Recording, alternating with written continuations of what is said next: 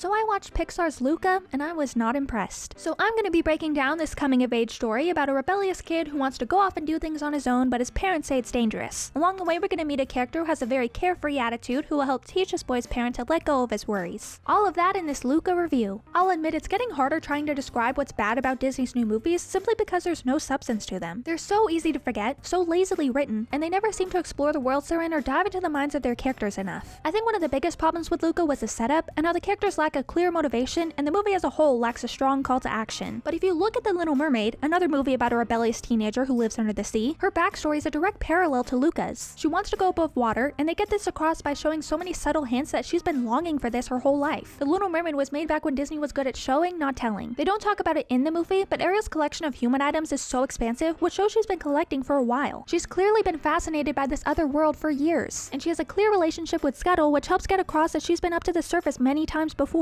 Because they don't do the same thing with Luca, his first time on land doesn't feel like a grand event like it does for Ariel. He talks about going up to the surface like it's an afterthought, and he kind of just happens upon his chance. Things conveniently happen to him, but he doesn't put a lot of effort into making sure things happen. Many people complimented this movie for being a fun, simple adventure, and it started a debate between people arguing that not all Pixar movies need to have this deep message or conflict to solve throughout the film. And yeah, of course they don't. Although I never felt like Pixar pre-2011 ever strictly stuck to that mindset. I think every story of theirs pre-2011 was great because they all followed a very simple premise. A dad trying to find his lost son, a rat who loves to cook, bugs who are trying to scare off some grasshoppers. Pixar's always just done a great job in turning the simplicity into something grand because the characters and their relationships are so deep, and the stories are so genuine. They didn't try to shove in extra conflicts where they didn't need to be. Luca doesn't stick to being just a simple adventure, and that's my other big problem with it. If they just wanted to keep it a simple story about the characters exploring the human world for the first time, that'd be fun. If they wanted to make it a story about them trying all these different ways to earn money for Vespa, that'd be interesting. But the problem is they don't stick to one conflict. They complicate things by making it all about the characters needing to win the race, and then we have Luca's parents come in and try and find him. We have to make time for this moment of misunderstanding between the characters and a liar revealed moment. It's too much for a story that everyone is praising for being just a simple adventure. If it was a little more focused, it would have been so much better. They'd have time to explore the town more or the characters, but it becomes messy because they start juggling so many different things. We have to get through this weird jealousy thing and look at these characters in their disgusting sea monster forms the whole time. They retain their human form just enough to make them look so off. Not to mention there's really no benefit of them being sea monsters in the first place. They don't use any of their skills even during the race. I was certain they were going to do this to get across a lesson about embracing your differences, which would have helped justify people removing the bias they had against them. All of the conflicts start up randomly, so all of the resolutions are unjustified. Let me break it down. At the beginning, we're pretty focused on Luca just wanting to go above water, and then they introduce this little conflict with them needing to earn money for a Vespa. And then they find the perfect solution where they just need to win this race, so now the rest of the movie is dedicated to them doing that. But we also go back to Luca learning about the human world, and now he wants to go to school. And you'd think they'd keep showing moments of him trying to fit in, but they don't really have time for that because we have to go back to the race. Thank goodness it only decides to rain in this town when the plot needs it to. And all throughout the film, Luca and Alberto are haphazardly hiding themselves because when they first go on land, they establish a history of the town hating sea monsters, but they all get over it pretty quickly at the end. Not to mention, Luca undeservingly wins this race, even though just before we see all this evidence of him not being able to do the things he needs to do. Thankfully, the writers just make everyone so incompetent all of a sudden, so he just kind of wins by default. Isn't he selfish for competing on his own? Julia helped him all this time. They wouldn't be anywhere without her, but screw it, he's taking all the money for himself. Everyone also praised the bully character for just being a straightforward villain, and yeah, it's great that Pixar didn't do another twist villain, but this character has as much presence as the pterodactyls do in The Good Dinosaur, which is not a compliment. He's kind of introduced randomly and only comes into the conflict when there's nothing else going on. I really like Julia's dad though, although he was horribly underused considering how interesting his personality and design were. I especially liked his response when he catches Alberto staring at him. Pretty inspiring even though he wasn't trying to be. Unlike this obnoxious line they keep shoving in your face. Clearly just created so they could have a fun tagline to put on merchandise. But when they drop all these inspirational lines in Finding Nemo, it's spoken at a time that makes sense, when the advice can really be used. In Luca, it's like these characters are forcing themselves to say these things. People said the ending is emotional, and if it makes you feel something then great, but Luca's parents didn't go through any sort of arc the way Marlon did to make the decision to send Luca away come across as anything but irresponsible. They were the ones who introduced the idea of the human world being awful, but they changed their mind in a matter of seconds. And again, because Luca didn't share his desire to go to school into the halfway point, it doesn't feel earned. None of the characters seem to grow or learn anything. So I'm looking at a solid 3 out of 10. This movie really just didn't do anything for me. If I wanted to watch a simple adventure, there are so many better films that follow that format. Luca is a movie that is seemingly confused with what it wants to be. It never establishes a clear sense of direction and never dives deep enough into its story.